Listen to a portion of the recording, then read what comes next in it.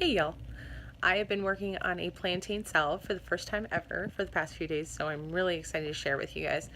There are two different kinds of plantain that can be found almost anywhere. There's broadleaf and there's narrow. I only had broadleaf in my yard, so that's what I used. Plantain has been used for millennia to help with wounds, to take away bites, stings, rashes, eczema, psoriasis, poison ivy. It can be drank as tea to help with diarrhea. Look it up online. The list of what it can be used for is very extensive. It's one of the oldest healing plants that's ever been used. So I'm very excited to share this recipe with you guys. So let's get started. This is a broadleaf plantain. I didn't harvest from this area because there's just too much traffic, but you can tell this time of year they got the little sprouts coming up, and that's what I harvested this time. Here is what's going to equate to about 2 cups of freshly picked plantain. I picked as close to the bottom as I could, and I tried to leave the little stems of the plantain out there so it can propagate again next year. Now I'm taking this and I am manually chopping because I want to try to do this, manual way. I'm using my slap choppy. Nice and easy. It says you can use a food processor, but slap choppy seems to work just quite well. And see, here's the slap choppy. It's got a blade that descends and turns, so it constantly goes around and kind of chops it up. Now I'm going to take these pieces and I'm going to stick them in my jar. Next up, after I have these all nice and broke up, I have to say the smell, it's really green. It doesn't smell bad or anything, but it's not a smell I've necessarily smelled before. Very green. I'm going to use coconut oil. You can also use olive oil. I put this outside because it was kind of solidified, so I put it outside, let it sit in the sun this evening. So now I got some liquid going on, so it's easier to pour.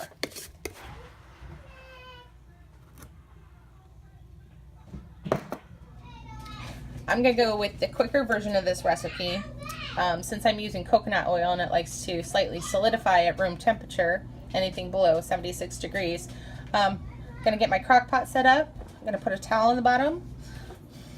Get these nice and set in there so they're not going to fall over. Then you're going to fill up with water about halfway. Then I'm going to take it down to my basement and set my crock pot up on warm for 12 to 24 hours. Okay, so the plantain has been cooking on warm for about 24 hours. I'm going to pour it through this into this pan through some cheesecloth to get some of the bigger chunks out.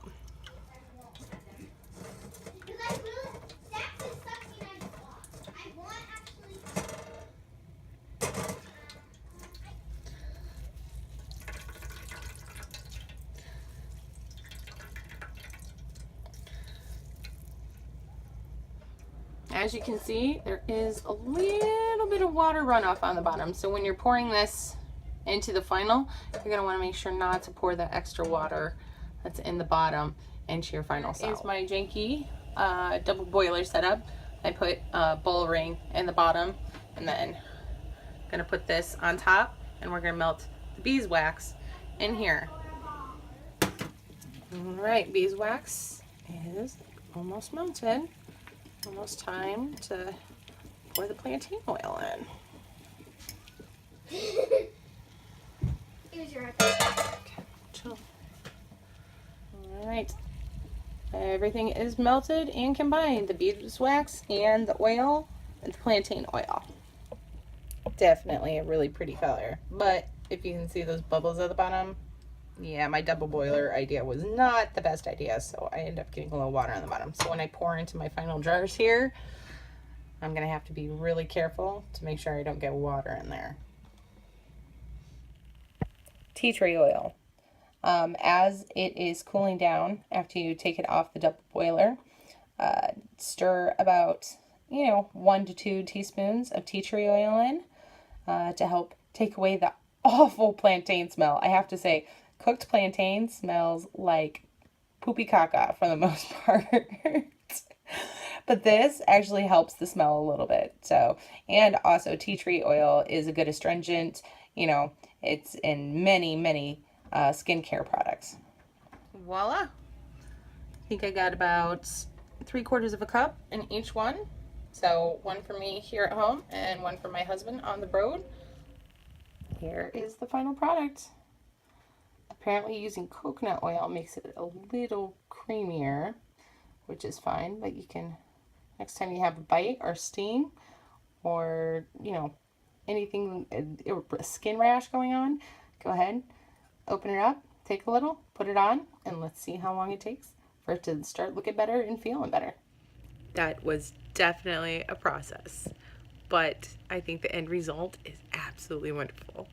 I did have a mosquito bite earlier. I put it on. It didn't take the sting away immediately, but after about 5 minutes, you know, there was no sting to worry about. I haven't been itching it. There's barely a mark left. I like that. So you guys try this out. If you have tried it out in the past, let us know what your results have been, what you've used it for, and I look forward to seeing you guys around. Thanks a lot. Bye.